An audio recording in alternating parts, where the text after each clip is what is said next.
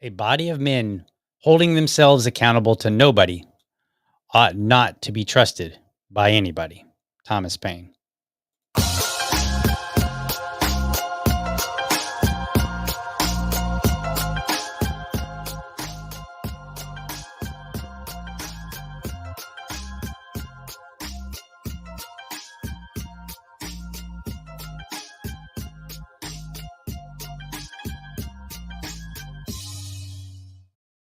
All right. Good morning.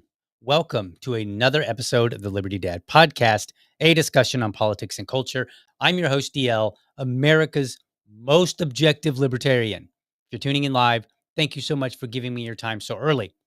All right. What is the 47 Weekly? It's this new thing I just concocted. So here's what happened. This weekend, my wife was like, hey, last week, my wife was like, hey, having a birthday party for one of my friends. Or she said, I'm going to a birthday party. And I'm like, okay, cool. She's like, it's going to be on Saturday. And then on Friday, there was like a change of plans and they were like, hey, can we host it at your house? And my wife was like, yeah, sure. So then I was like, all right, cool. So I went and I was doing some things. And when I got home, all the women were there for this birthday party. And I at first thought there was going to be some of the husbands there. I walk in, I like literally walk in the door and my wife comes up and she's like, hey, I just want to tell you, there's no men here, just in case you want to, go find something else to do. Because she knows that if we go to an event and it's all women, I go find something else to do. Like if there's a man or if there's or if she says, hey, do you want to come to this event? The first question out of my mouth is, are there any men going to be there? Because I don't there's nothing wrong with women. There's like 20 women. I don't the conversation's not really going to be necessarily all that interesting to me. So what I did instead, I was like, you know what? I'm going to go over to the cigar bar. I'm going to take my laptop and I'm just going to do some work, enjoy a nice cigar, have, just do some work. And I was sitting there thinking, and I was like, Trump's going to be in office for the next several years. And he seems to be pretty busy, as presidents are. So I thought, what if I just kind of dedicated a day every week to talk about stuff that he's done? And at first I was like, I'll just talk about the stuff that I'm critical of. And then I was like, no, that doesn't hit right. And then I was like, I know what I'll do is each week I'll just look at some of the things that he said, whether it's in video, whether he posted it on social media, or maybe some of his actions. Maybe he's signed a particular executive order that I am interested in, whatever. And I'll just give my perspective. And so this will be the day where I talk about Trump. Like, that's it. I'm not going to talk about anything else. So then it just kind of morphed into this, I want to be, I'm America's most objective libertarian. So how would the most objective libertarian handle this? It's like what would Jesus do? But it would be a whole bunch of what would an autistic do or something? Inside joke, folks. Inside joke. Anyway, so to be objective, I'm just going to look at it. And if I like it, well, then I'll say so. I'll be like, hey, this is an objectively good thing. If I think it's a bad thing, then I will say, here's a bad thing, and here's why. So let's dive right in, right? Um, Here is a video. This comes from Sean Hannity from his show. It's just a little clip. And so let's take a look and we'll see what's going on here. Now, during his gaggle with reporters, President Trump also defended the charges against a New Jersey Congresswoman, LaMonica McIver, who is facing a felony charge of assaulting a federal officer following a skirmish at an ICE facility earlier this month. Here's what President Trump said. Take a look. Okay, so if you remember, the mayor decided he was going to go to an ICE detention facility, and there was this big kerfluffle, and like he got arrested. So here's what Trump said about one of the women. You can kind of see her already in the photo or in the image here. She's the one in red. So but watch what Trump has to say about LaMonica McIver. She is the House representative for New Jersey's 10th district. So let's hear what Trump says. Look. Did you see her? She was out of control. Did you address those days are over. The days of woke. No, I didn't. The days of woke are over. That woman, I have no idea who she is. That woman was out of control. She was shoving federal agents. She was out of control. The days of that crap are over. Okay. All right. So the days of that crap being woke, and he's like, man, she was shoving people. She was out of control. And I was like, oh, okay, this is interesting. Like, so then I was curious. Let me go look at this video. Like I saw the video footage, but I didn't really specifically focus on any individual in, watching the video. For me, I look at it and I thought, my first thought was, okay, the mayor's going here. Why is a mayor going to an ICE detention facility? And I didn't really look into it because my initial thought was like, you should be doing things that focus on your city. And so I just kind of felt like it was a publicity stunt. Because I think the order of events was Congress members wanted to go see this ICE detention facility. Now, it would make sense for Congress members to go and see it. They're the ones that have direct interaction with the president. The mayor, however, not so much. A governor, potentially. But I think a mayor should be doing mayor things, focusing on your city. And so for me, I just publicity stunt. But let's see what the video footage shows of LaMonica. I want to call her Monica, but LaMonica McIver. Let's go see what was she out of control. Let's take a look. So where's that video here? Let's get that video up here. And I apologize for my folks who are on Spotify. I will do my best to describe everything as best as possible for anybody that's not actively watching. So here we go. All right, so here we go. All right, lots of yelling and screaming. Okay, so if you can see, you have the ICE agent right up here to the left, and then right behind him, presumably it's a him, because they're all wearing face masks, because, that's always a good thing. Anyway, so you see LaMonica in the back in the red there. So let's see what she does. Okay, so she does kind of shove the guy, but he doesn't even move from his position. It's just like his shoulder moves forward, and then that's it, right? It's a bit of a chaotic scene here. All right, shoves him again because she's trying to get from this spot to this spot, and then she's yelling, and she does kind of shove him. So Trump is accurate. She did shove him. All right. All right, here's a slow-mo version of it. Boom. Okay, he doesn't move. And then she kind of shoves him out of the way as she's moving forward. All right. All right, so then we lose sight. So now she's berating one of the ICE agents. I have mixed feelings on this. I'm not a big fan of what's going on with our immigration. I'm not a big fan of these agencies. I would abolish pretty much all of them, if not all of them, right? Like if we were abolishing them all and somebody said, wait, hold up, maybe we keep this one and we do some things, I might be willing to listen, but you're going to have to make a strong case. So now she's berating him, and I don't know that that's really an appropriate thing for a Congress member to do. But again, we're going to ask, is this worthy of a felony?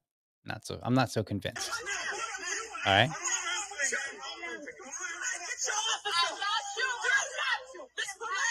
right? So she's yelling at some agent about how the officer was touching her or whatever. Okay. Again, it's still pretty chaotic.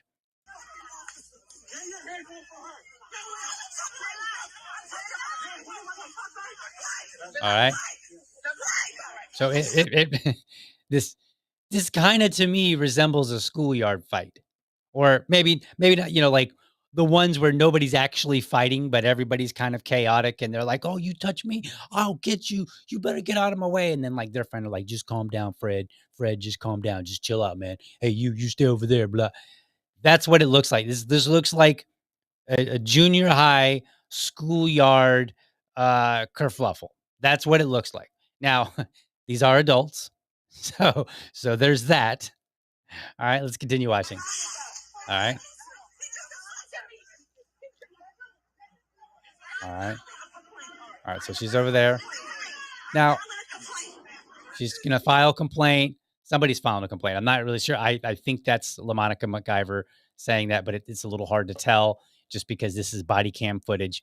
So, one of the things that I've noticed is that nobody, like none of the agents are really responding or reacting in a way that suggests there's a huge threat here.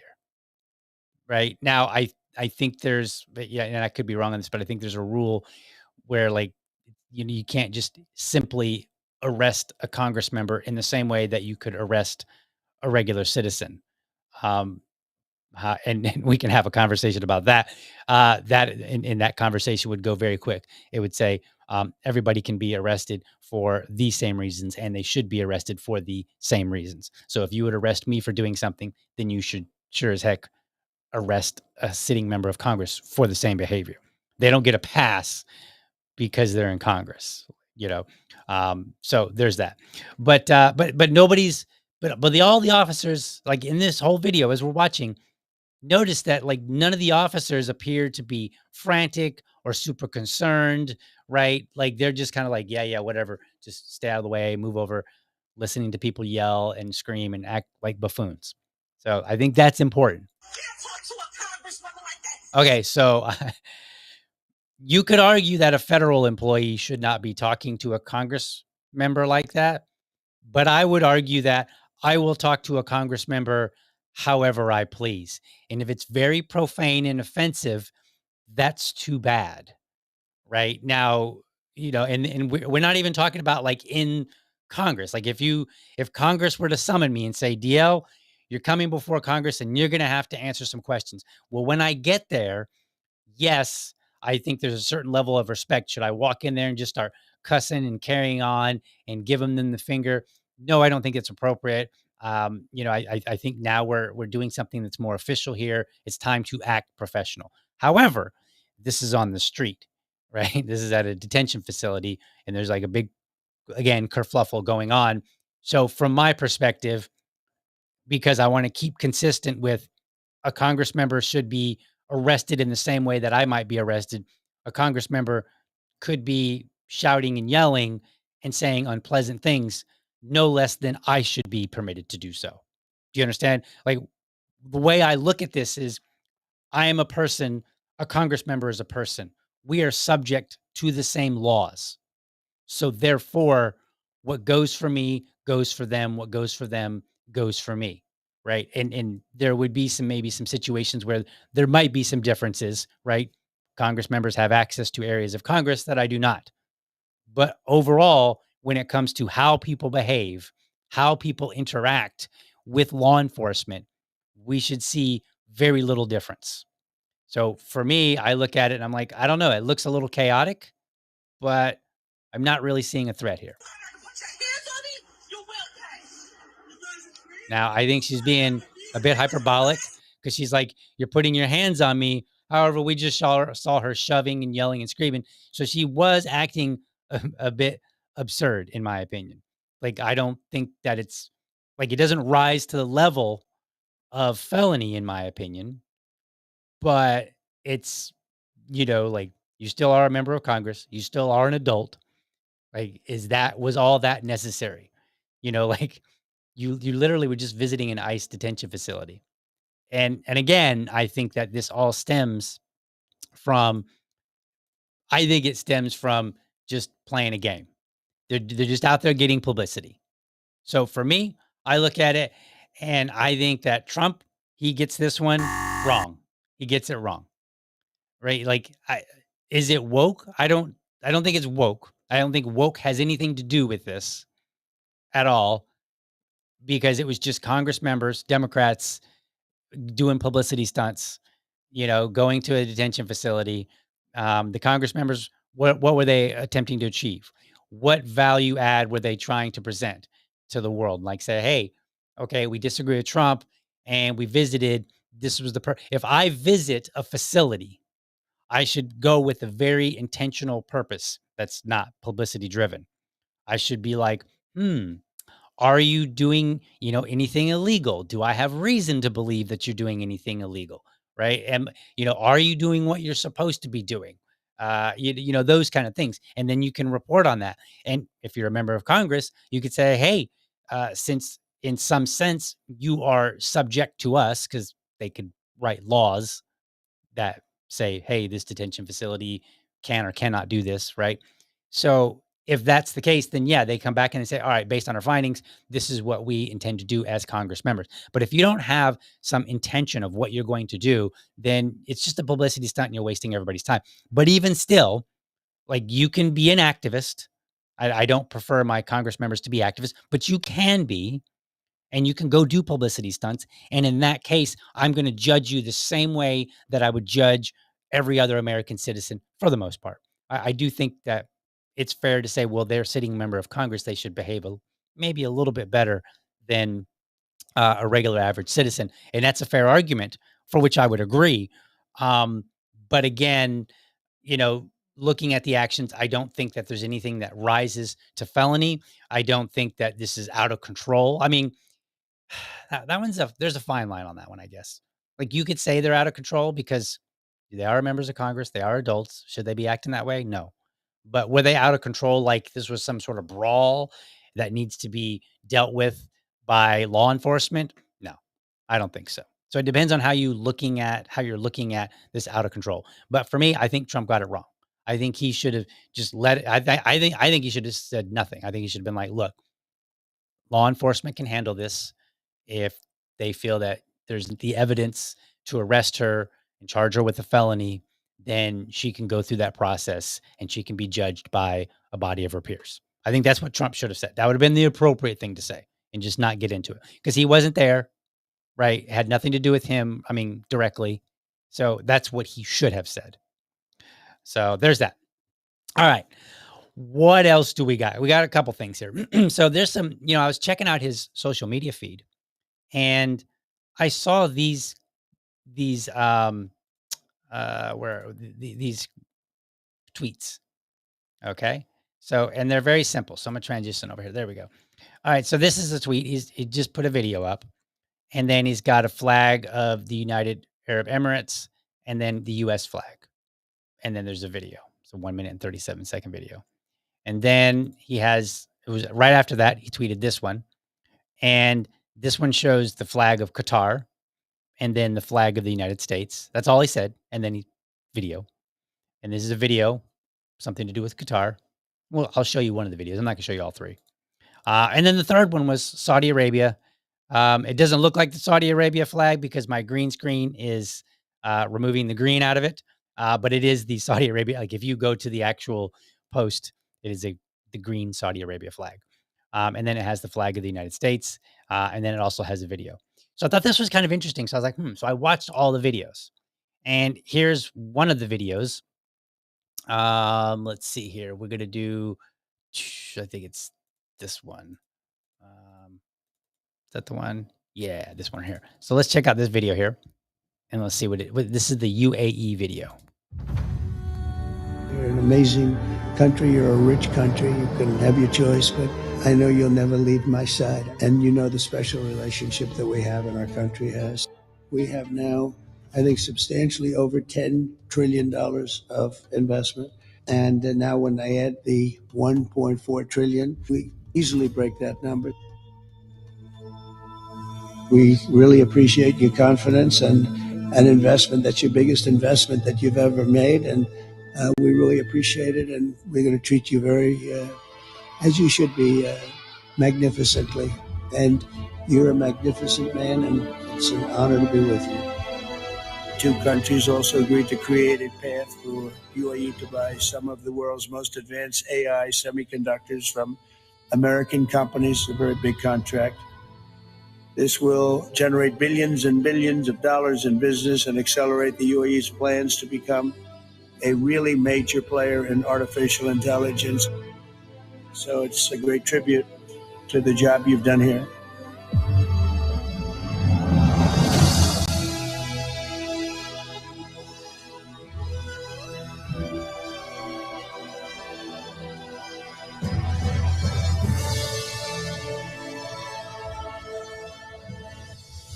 I'm very proud to be representing the United States of America, and thank you all for being here.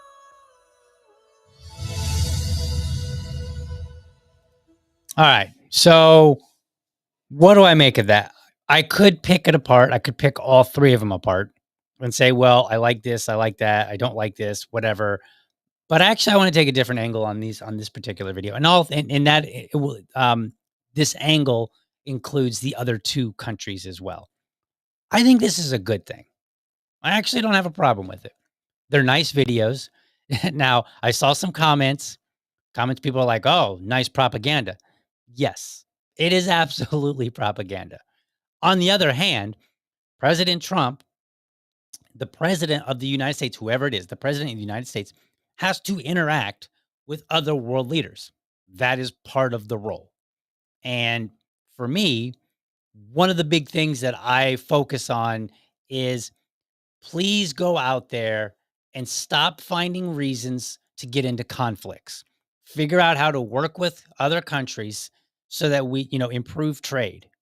Now, I may not like all the ways that he does this, but I think these videos are something that we should look at and say, that is an objectively good thing. Because if you're making a good video about a country, then that means that you are working to establish a good working relationship with that country. Now, again, whether I agree with the details of that relationship, like what are you doing? What agreements have you made? That's another story. But I think it's a good, objectively good thing for our president to reach out to other countries and just say, how can we work together? Because the more countries that we work together with, the fewer countries that we have to be in any kind of conflict with. And that for me, that is a big priority. If there was something that the president of the United States that I would argue say this is one of their primary responsibilities, it is to go out in the world and develop and or to establish and maintain good working relationships with every single other country as possible. So from Mexico to UAE to Great Britain to Australia, it doesn't matter. Like pick a country. We should be looking to find a way where we can establish a good relationship with them. Now, in my opinion, most of that good relationship would just simply be like, hey, let's get some, let's get some trade going on. Let's make sure that the trade is freed up here so that your people can engage economically with our people. That's, and however, I don't want to say however, but in a sense, however you need to accomplish that. So I think that's objectively a good thing. All the other two videos were basically the same thing, just heaping a bunch of praise. Now, we could walk through each one of the videos and say, well, okay, he got this wrong. This is not good.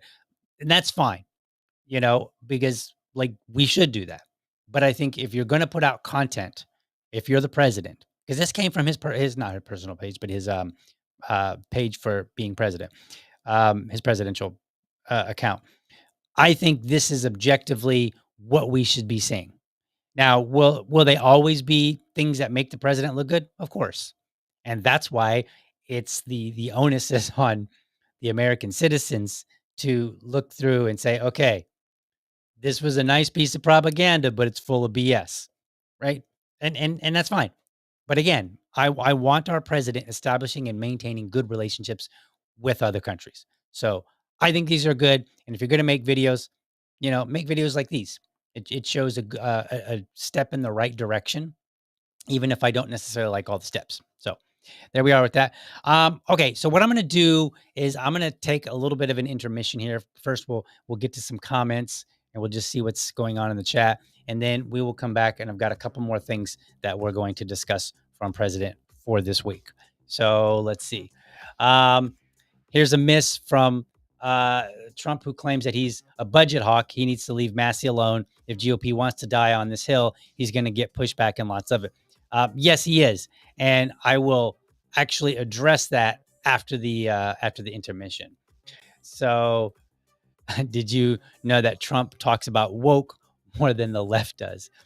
Maybe. I've never paid that close attention, but I think his characterization of that being anything related to woke was absurd, and we should call him out. We should be like, kind of like we did with the Abrego Garcia, and he's all like, the tattoos, it's right there, MS13, right? Remember where it was photoshopped, the MS13 onto Abrego Garcia's fist, and we're all like, bro, it's Times New Roman. He did not get tattoos in Times New Roman of MS13. I don't know if it was technically Times New Roman, but basically it clearly looked like a computer font as opposed to a tattoo font. And so I think we have to call him out, right? And say, like, that's not how woke works. Like, every Democrat that does something you dislike is not necessarily woke. Yes, we will address this. Trump thinks Massie is doing a publicity stunt by being a grandstander.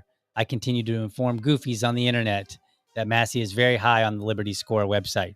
Can't talk to MAGA though. So, yes, we're going to address that here in just a moment. So, and I think that's all the comments that there are. So I will be right back in just a minute, and we will check out and see what else Trump is up to. So be right back.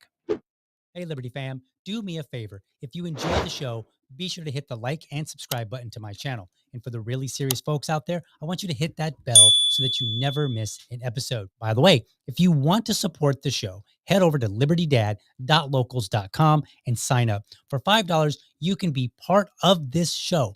There, I'll engage supporters of the show. We'll discuss topics that you want me to talk about, response videos that you would like to see, or anything related to the show. And I'll even have a monthly subscribers only episode. By the way, I'm always looking for dads to join me for Dad Talk. That's my series where I invite everyday dads on to talk about what's important to them in the context of being a dad. No argument, no debate, and dads choose the topic. It's my way of raising dad voices.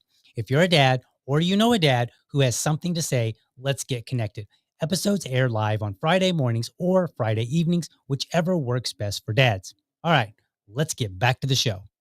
All right, so we're back.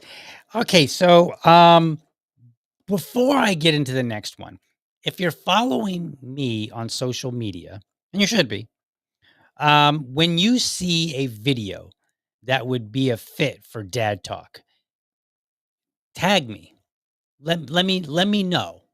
Or you can tag me on anything. Like if you're like, hey, this would be something that I'd be interested in seeing DL, comment on his podcast, just tag me on anything.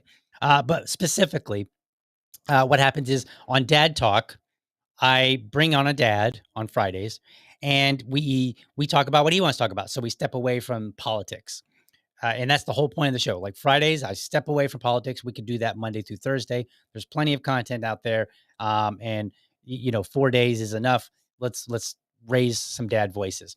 But if I don't have a dad, then what I do is I will just talk about stuff from the perspective of a dad. So maybe you see a video of, a parent interacting with their child. It could be good or bad, whatever.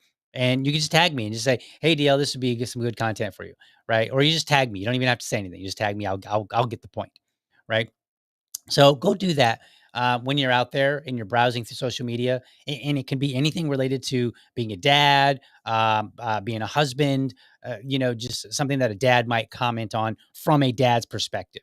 We want to try to stay away from politics specifically. So if you just see something and you're like, what do you think about this, what this parent did or whatever, whatever the case is, just keep it away from politics. We'll just do that. But again, if you see something that's political and you're curious what I have to say about it, feel free to tag me as well for that. So you can tag me for anything, but I'm specifically looking more for dad talk related stuff so that I can always have something to talk about if I don't have a dad. Which, by the way, I do have a dad coming on this Friday, confirmed. So I will.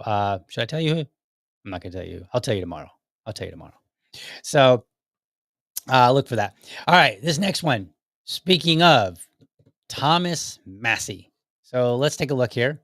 We're going to take a look at this. So here's what Trump had said. Okay. Let me pop this up. Where's that? There it goes. All right. Republicans must unite behind the one big, beautiful bill. Not only does it cut taxes for all Americans, but it will kick millions of illegal aliens off of Medicaid to protect it for those who are the ones in real need. The country will suffer greatly without this legislation, with their taxes going up 65%. It will be blamed on the Democrats, but that doesn't help our voters. We don't need grandstanders in the Republican Party. Wonder who he's talking about there. We'll find out. Stop talking and get it done. It's time to fix the mess that Biden and Democrats gave us. Thank you for your attention to this matter. Okay, for starters, I object to every big, beautiful bill. If it's a big bill and it does more than like one thing, two things if they're related, but if it does more than one thing, I'm probably against it. And these big, beautiful bills or big bills, I'm sure he doesn't think they're all beautiful, but these big bills frequently do more than one thing. But we're not going to dive into this necessarily. I will make the point that if you have to pass legislation in order to kick an illegal alien off of Medicaid, perhaps you have a problem with that whole system, right? I want you to think about this because you've got this system. It should be governed by some rules. It's been in existence for a long time. And we're just now looking at it and we're like, we got to pass this. Like something doesn't square away with that. Just reading this, we're not even getting into what the bill actually says or would do or arguments about what it would do. Just think about the words in front of your face right now or that you're listening to. Legislation will kick millions of illegal aliens off of Medicaid. What kind of system do we have that requires legislation to kick somebody off of a system that they haven't been paying into? Because if you're an illegal immigrant, you presumably are not paying taxes. I mean, you are always paying. I mean, if you go to the store, you're paying some taxes, but you're not paying income taxes because you're getting paid under the table, and nobody's filling out their tax form for that. Right? I mean, when I say nobody, we're trying to be loose here with using absolutes. Is there somebody out there that is potentially filing to try to stay under the radar? Perhaps. Okay. But so I think there's some problems right here already. But let's get into what he had said about Thomas Massie. So let's look at this next video here. Perfect. There we go. And boom. Say it. Oh. I'm a fiscal hawk. I'm a bigger fiscal hawk. There's nobody like me as a fiscal hawk. Okay, so let's just point. Let's not focus too much on the fact that he said nobody's bigger, I'm the biggest. That's how Trump talks, right? We don't have to nitpick necessarily. Like whenever he talks about something positive, it's the greatest thing in the world. When he talks about something negative, it's the worst thing in the world. So let's set aside, the hyperbole and let's just say, okay, is he a fiscal hawk at all? And I think the answer is no. Like he is not a fiscal hawk. Like think about Doge. Like Doge went out and found all of this opportunity to cut spending. And what did the Republicans do at the behest of Trump? They went and they passed legislation that basically funded it all. Like they didn't stop funding it. And he could have been like, look, I'm not signing that legislation. I'm not signing any legislation if it's adding more expenditures or not removing expenditures when it should. He could say that. And then he doesn't have to identify as a fiscal hawk because we will all know. We will know. But let's continue. Let's hear what he says. Let's hear what he says about Thomas Massie. So this adds more deficit than Biden did, and this bill kind of... Because we have to fix the country. Do you think that Thomas Massie is correct in saying that this is adding Biden? No, I don't think Thomas Massie understands government. Okay, so he did not answer the question. The question was, do you think Thomas Massie is correct in saying that this is going to add to the debt, right? Like, listen to that again. Listen to the reporter in the background there. No, I don't think Thomas Massie understands Oh, government. hold on, back it up. Thomas Massie said this adds more deficit than Biden did. I deficit. I said debt. This bill kind of... Because we have to fix the country. Do you think that Thomas Massie is correct in saying that this is adding Biden? No, I don't think Thomas Massie understands government. Okay, so I guess you could argue and say his no was the answer to the question.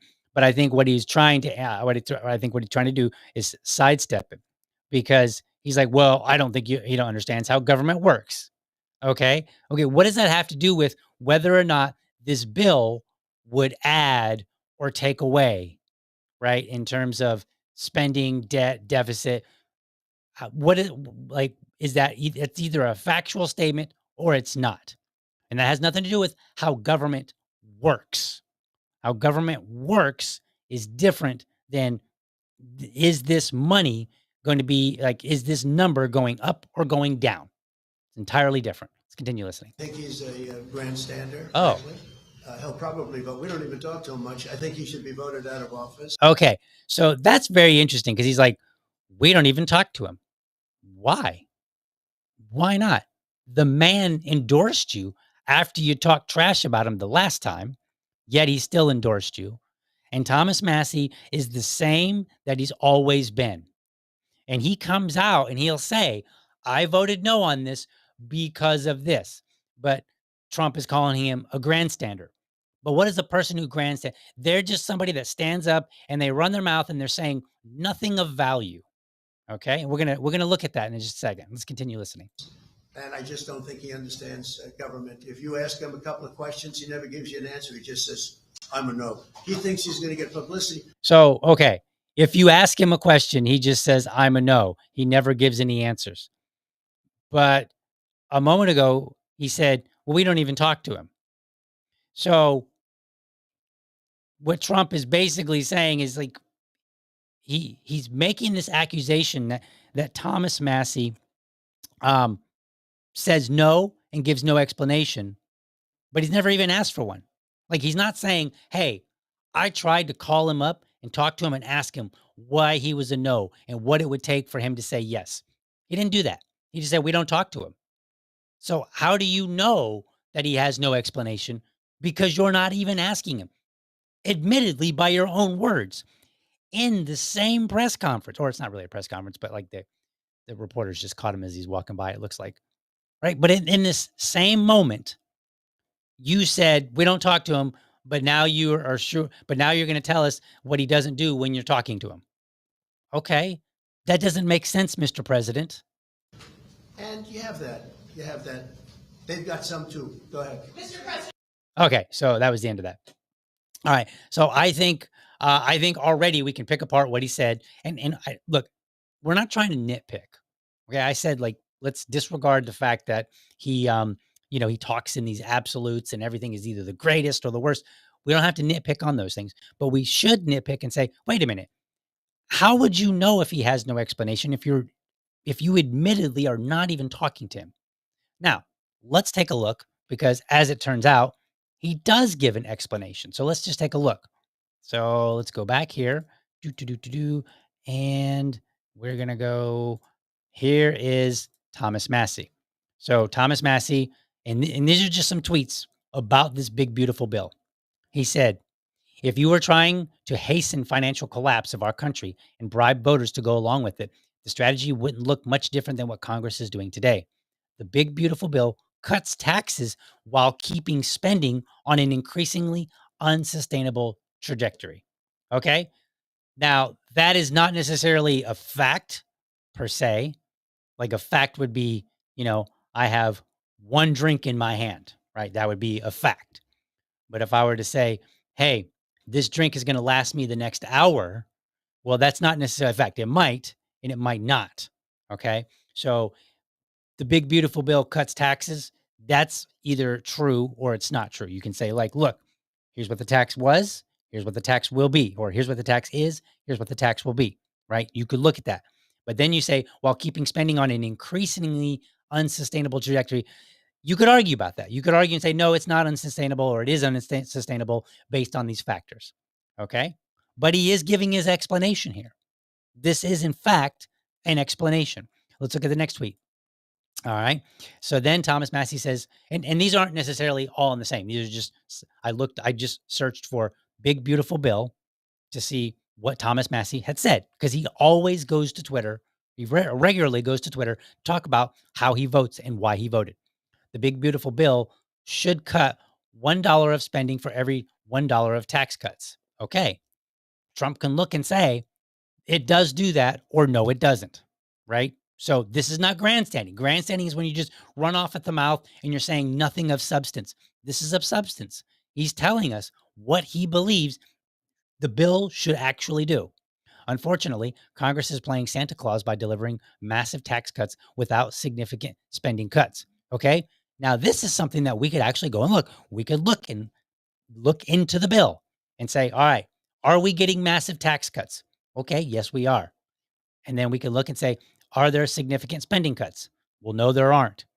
And so we can objectively look at it. These would be either true or untrue.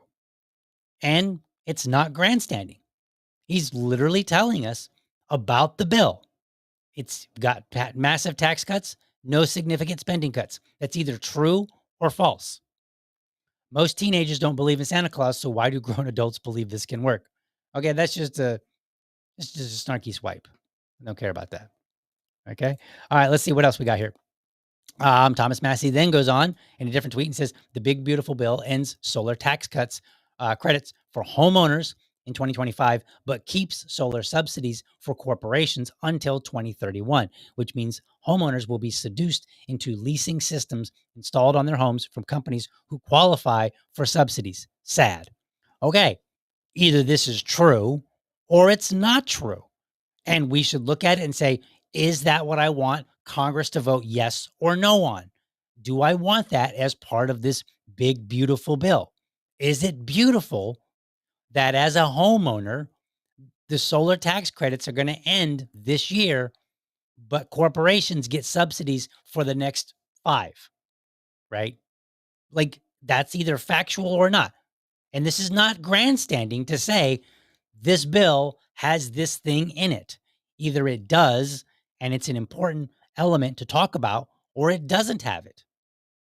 So Trump's not looking so good here. Let's see what else we got. All right. So then there's this one.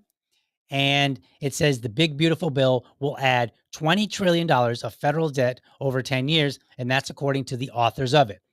That is either true or not true. Either the authors of this bill have come out and said, yep, we're going to add $20 trillion of federal debt over 10 years, or they did not say that.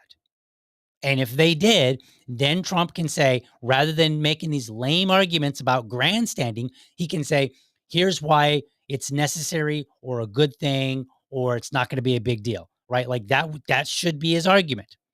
But again, he's sidestepping actual conversation about the bill, instead saying, oh, grandstanding, and using just this hyperbolic language. That's not good. And Congress, not Congress, but Massie is doing what every Congress member should be doing. He's looking in the bill and saying, do I want to put my name on this or not? If not, then why? And if yes, then why? But then he goes on to say, but there's another huge problem. It will increase the price of the $36 trillion of debt we already have as bond buyers realize we aren't fiscally responsible. Okay. So it will either do that or it won't, but it's a specific number, a specific item. Like, all of these are specific. He didn't just say, oh, the bill is bad, it's going to be bad for Americans, and then leave it at that. Thomas Massie didn't say, no, I'm not voting for it, and then refused to give an explanation. It's right there. I just showed you some of his explanation. And there's a video out there. I didn't pull it, but there's a video where Thomas Massie came out and reporters stopped him and they were like, hey, where do you, they basically asked him about the bill. And he said, I'm going to be a no vote on it. They convinced me by, when we were talking about the bill. And so, and then I think he did some minor explanations, some quick explanations in that video where he's like, this is why I'm not going to vote for it. So no, Trump, he gets that one wrong, right? I think I forgot to hit the good buttons on the previous stuff, but whatever. He gets this one wrong because Thomas Massie isn't grandstanding. He's doing exactly what every other member of Congress should be doing, but isn't. And that includes those who vote for it. If they're voting for it, they need to come out and it would be wise of them to follow Massie's lead and say, go to Twitter, go to Facebook, wherever they're most active, go there and say, here's why I'm voting yes. Here's why I think this is a good bill. And if they want to have a public debate, back and forth with like Thomas Massie and say, hey, I think he's wrong on this, and this is where he's wrong, that would be even better. The American people deserve that. And they should demand it. We should all be calling up our representative and saying, how come I don't see you coming out and explaining why you're going to vote, especially on a bill that's as massive and major as this big, beautiful bill? Like, why aren't you doing what Thomas Massie does? How do I know that why you're doing something and whether or not I should reconsider? If you oppose the bill, and then your representative is voting in favor of it, they should explain to you why and give you a reason to reconsider. And the same goes in the opposite direction. That's exactly what, like, Trump has this beef with Massie. And in reality, if he actually wanted to reduce government, if he meant any of that, his attitude toward Massie would be massively different. Massively. It would be different all around. If nothing else, he would say, I disagree with Thomas Massie's assessment, but I encourage everybody that is supporting the bill to do exactly what Massie is doing and come out and tell them why. Like, that's what Trump should be doing. And I think that he would be a better president for that. So anyway, fail on that one. Let's see. What's the next one I got? Got a couple more items here. So let's see here. This one's kind of a long one. This comes from his account. He tweeted this out. I'm going to read the whole thing because you may not be able to see everything on your screen, so I'll read it. He said, just completed my 2-hour call with President Vladimir Putin of Russia. I believe it went very well. Russia and Ukraine will immediately start negotiations toward a ceasefire and, more importantly, an end to the war. The conditions for that will be negotiated between the two parties, as it can only be, because they know details of a negotiation that nobody else would be aware of. The tone and spirit of the conversation were excellent. If it wasn't, I would say so now rather than later. I kind of don't believe that line, but we'll let it go. Russia wants to do large-scale trade with the United States when this catastrophic bloodbath is over, and I agree. There's a tremendous opportunity for Russia to create massive amounts of jobs and wealth, and its potential is unlimited. Likewise, Ukraine can be a great beneficiary on trade in the process of rebuilding its country. Negotiations between Russia and Ukraine will begin immediately. I have so informed President Vladimir Zelensky of Ukraine, Ursula von der Leyen, President of the European Commission, President Emmanuel Macron of France, Prime Minister Giorgia Meloni of Italy, Chancellor Friedrich Merz, boy, these names are tough, of Germany, and President Alexander Stubb of Finland during a call with me immediately after the call with President Putin. The Vatican, as represented by the Pope, has stated that it would be very interested in hosting the negotiations. Let the process begin. This is an absolute win just on this alone. Why? I oppose war. I think that the war in Ukraine should have ended a long time ago. I think it should have never started. Russia was the aggressor. Okay? Because I know people are going to be like, whoa, you're not going to condemn Russia. Okay. We're here now. We're here with a war. I can condemn them, and Russia doesn't care. What I care about now is what I said earlier, is that the president of the United States, their job is to interact with other world leaders. And in this particular case, what it looks like is that he's my take on this, my read is that Russia would actually like to trade with the US, and Trump said not until this war's over. And that's my guess. I could be entirely wrong, but this is just basically what I'm reading here. I'm trying to read between the lines and see if I can, ascertain some information that's not put in here. I think it sounds to me like he said, "Hey, you want to trade with us? That's great. You need to end this war." And then he said, perhaps said the same thing to President Zelensky. "Hey, would you like to trade with the U.S.? You need to end this war. You two need to sit down. You need to figure this out and stop the bloodbath. Like at this point, you guys need to figure this out. And when you do, then we can talk trade." Now, if that's basically how things played out, then fabulous. But if nothing else, I like the tone. I like what I'm reading here. So I'm going to give him credit. I think this is objectively a good thing. There's nothing in here that I can see that's, like a tit for tat. Like, hey, if you end the war, we'll do this. We'll give you this much money. Like some of those details, I might object to.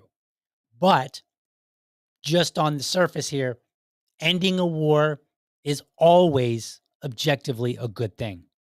And if there's any place for the United States president, it is reducing conflict around the world, especially if they can do so without spending taxpayer money, other than obviously flights and stuff like that. But I mean, like, not giving money, not giving supplies to a particular country, just saying like, look, president's going to come, we're going to be the mediator, and we're going to help work this out. Because clearly your guys' attempt to work it out is causing people to die. So maybe, perhaps, we can find another way where people don't have to die and you two can live in peace. And I know a lot of people, their first reaction is they're like, oh, you think that Ukraine should give up? I think you should do this. Shut up. I think what should happen is that Ukraine and Russia should figure this out. And if Ukraine has decided that they are willing to give up certain land and give it to Russia, and Russia agrees and says, we will withdraw our troops, that is their decision to make. And I'm not going to be much interested in criticizing it. I might come back later and say, well, I think this was a good thing or a bad thing. I can have my opinion.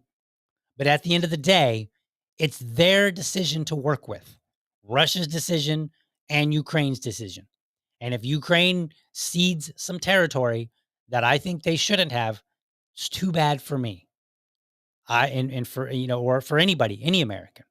The main objective that I have here is ending loss of life. I think the more we can do that, the better off we'll be, period. So very good thing on Trump here. All right, last item. Here's my last item that I've got. Oh, Trump. It's like a hit and a miss, right? It's like you see one thing and you're like, wow, that's really good. Then you see another thing and you're like, child. I know he's not. He's like older than me, right? He's like, what, 80? It's like 78, 80, something like that. He's way older than me. But still. Okay, so here's what it says. The Supreme Court is being played by the radical left losers who have no support. The public hates them, and their only hope is the intimidation of the court itself. We can't let that happen to our country. And he wrote it in all caps. So in presentation, dude, all caps for the whole message? Come on, man. Like, I know you're like a real old, but somebody on your team got to be like, President Trump, people don't write in all caps anymore. Like, why? Who are you yelling at? Are you yelling at me because I'm reading this? So on that alone, I think it's a fail. But I actually think it's a fail altogether. Here's the problem that I have. Number one, the Supreme Court is not being played by the radical left. The Supreme Court is doing what the Supreme Court does. They take up an issue. They take up an issue. They evaluate it. They debate it. And then they come to a conclusion. Sometimes we like it. Sometimes we don't. This has been consistent over many, many years. This is why you'll notice that if you follow me on social media or you just hear me right after there's like been a Supreme Court justice that's been nominated and they go through the hearing, I will always tell you that whether they're deemed to be right or left, they will disappoint the team that they're associated with. Okay. And like when Amy Coney Barrett got nominated and then she passed, a lot of people were like, yeah, whoo, we like her, right? They were cheering because like this was Trump's nominee. They were excited. Some people weren't, but a lot of people were. And I was like, I can't wait for the headlines that Amy Coney Barrett has disappointed conservatives. And man, that time has come like 3 or 4 times. I've seen like 3 or 4 rulings where like literally the headline is Amy Coney Barrett in some way, it's maybe not quite verbatim, but it's like Amy Coney Barrett disappoints conservatives, disappoints the right, something like that, And I'm like, called it. Why did I call it? Because most of you people out there, I don't think you really, and Trump included, do not really understand judicial philosophy. And if you did, then you would understand that while judicial philosophy overlaps with, like, say, liberal, being a more liberal or being a more conservative person, it does not create a perfect circle. And so there will be times where that judicial philosophy does break away with conservative ideas or liberal ideas. And it's actually a lot more common than people are willing to give credit for. So I think in this particular case, it's one thing for the American people to be a bit ignorant of it. The president should not be ignorant because the president, not because he should have all the knowledge in the world, but because he has access to a huge staff that can inform him and say, Mr. President, this is not the case. The Supreme Court is not being played by the radical left. They are not radical left. They are not radical right when they do things that when they support something on the right. That's not how it works. So, which is interesting. He says, who have no support. Well, okay. And this is me probably nitpicking, but if the radical left has no support, and then you're saying the Supreme Court is being played by them, like, doesn't that kind of mean that they do have support of like an entire branch in a sense? Because I mean, Trump has complained about all these judges, these activist judges, right? From lower level courts all the way up to the Supreme Court. So I mean, maybe it's nitpicking, but it would seem to me that by his own words over the past few months, that the radical left, and as he describes it, actually has a huge support in an entire branch of government. So perhaps, this needs to be thought out more. The public hates them, right? I assume he means the radical left. That's fair. Like a lot of people in the public do kind of hate the radical left and the radical right for that matter. Their only hope is intimidation of the court. I don't think the court is being intimidated. I do not think they are being intimidated whatsoever. I think they're looking at this for instance, and I'm not going to get into it too much, but the recent ruling where regarding the Alien Enemies Act, that was procedural, as was the last one. Like so far, a lot of the rulings have been on procedure. Okay, so like, are you really being played if they're like, okay, well, we believe that you're not following procedure. You have to do this the right way. Okay, well that's it's not really being played by the radical left.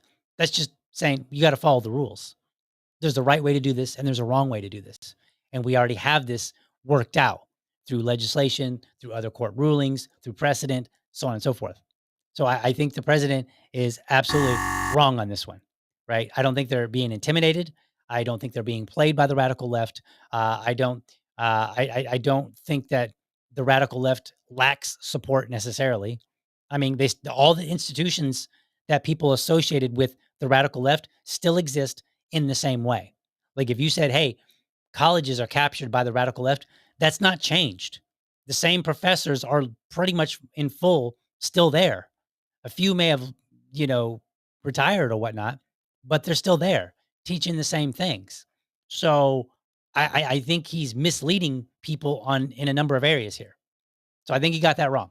So just to recap, let's see here. I'm going to recap real quickly. So on the matter of McIver, I think he's exaggerating. Like, I don't think that McIver and others should have done what they did, but I think he's exaggerating. On the video promos of him working with other countries, I think those are objectively a good thing, even if we might disagree with some of the content, some of the details of the videos. But I think those are objectively a good thing. On the matter of the big, beautiful bill, more specifically on the matter of Thomas Massie, I think he's wildly wrong. And I think he really needs to be called out on that by everybody, like everybody. Anybody that's a Republican should be calling him out right now and say, no, that is exactly what we want our Congress members to do, even if we end up disagreeing with their decision and their rationale. But no, Thomas Massie is not grandstanding in this particular case. He's describing grandstanding as Thomas Massie literally doing his job. And then on the matter of Putin, I think he got that right, at least his tweet, right? I think that's objectively a good thing. It falls in line with, hey, we're going to work with other world leaders to reduce conflict. Always a good thing. The more death that we can stop, the better. And then on SCOTUS, Supreme Court, United States, I think he's wildly wrong on that. He's just butthurt because, you know, the Supreme Court is like ruling against him, basically. But they're not ruling entirely against him. They're in some ways they're like, yeah, you can do this, just not this way. Right. So I think he just needs to get his act together. All right. So that's my 47 weekly. And this is the first one. Look forward to it every Wednesday. Let's get to some comments here and see what y'all are saying. So Well, it was a fair amount of comments here. You guys are a chatty bunch. You got chatty all of a sudden. Oh, where's my music? There it is. All right. Trump is an effing liar. Massie always explains why he's a no vote. It's true. He is lying. Thomas Massie. And like, you couldn't even feign ignorance. You can't be like, I didn't know that. Like, come on.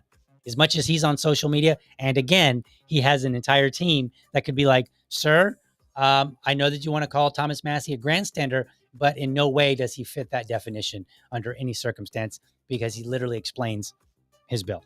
So I think, people need to tell Trump the truth, and he needs to be a little bit more forthright. Let's see. Thanks for getting me triggered this morning by saying Thomas Massie doesn't understand government. I didn't say it. I'm just saying, like, I'm reporting on it. I'm a journalist now. Just kidding. Nah, I'm totally not. Let's see here. What else we got? Time Surfing Alien says, second biggest joke to ever be elected to that office. Joe Biden is the biggest joke. Fair enough. Can't argue with that.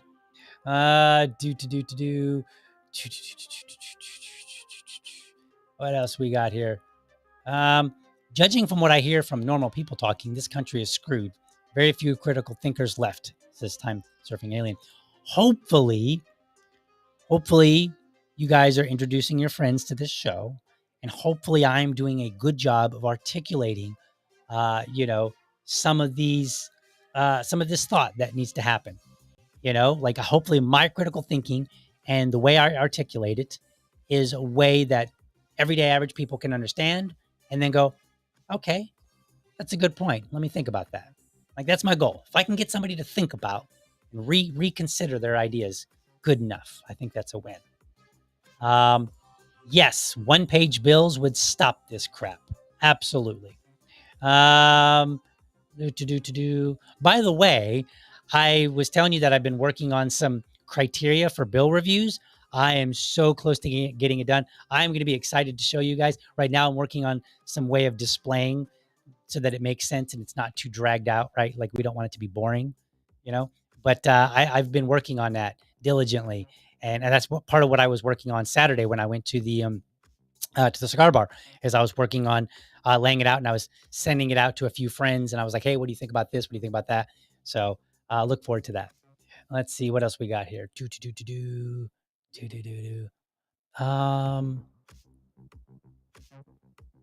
What? Let's see. DL has every right to be seething. Have you seen the State of the Union? What do we got here? What am I must have missed a comment here. I think somebody. Oh, okay. I see what happened. Okay, somebody. I'm looking. I don't see the comment. I'm trying to find it. Oh.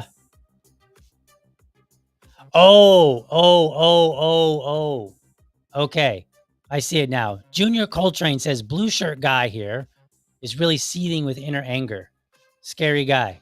I mean, I am wearing a blue shirt. And then people are like, hey, are you talking about him? Let's see here. And then he says, I voted Obama twice, but the Democrats have become the hate party. Those things love to complain and be miserable. Google it. Okay. I'm a little confused here. I don't know if you're referring to me or not. Let's see here. Okay, well, I don't know there, Mr. Coltrane. Or Mrs. or Ms. Let's see. Yeah, I don't know. That was entertaining. Look through the. I can't tell if you're talking about me or not. How can I either agree with you or make fun of you if you're not very clear? Am I the blue shirt guy? I mean, I am a blue shirt guy right now, which, by the way, far better than being called the brown shirt guy. So with that, let's go ahead and head on out for today, folks. Thank you for joining me. I will see you guys tomorrow. By the way, I have to delay the broadcast tonight with my guest. I think it's going to be tomorrow night. I promise we're going to figure this out. We're just trying to get our schedules to work out. So there will be no broadcast tonight with my mysterious guest that I keep wanting to tell you who is. Thank you for watching, and I hope you found this episode informative and inspiring. Be sure to catch me Monday through Friday, 7:30 a.m. for an informed discussion on politics and culture. Make sure that you're subscribed to my YouTube channel, or if you prefer my Rumble channel, you can go to youtube.libertydad.com, or you can go to rumble.libertydad.com. While you are there, let me know how I'm doing by leaving me a comment. You can also become part of the community by heading over to libertydad.locals.com. Remember, if you're a champion of liberty, your business is people and your product is liberty. I want you to have a great week. Catch you next time. But for now, I'm out.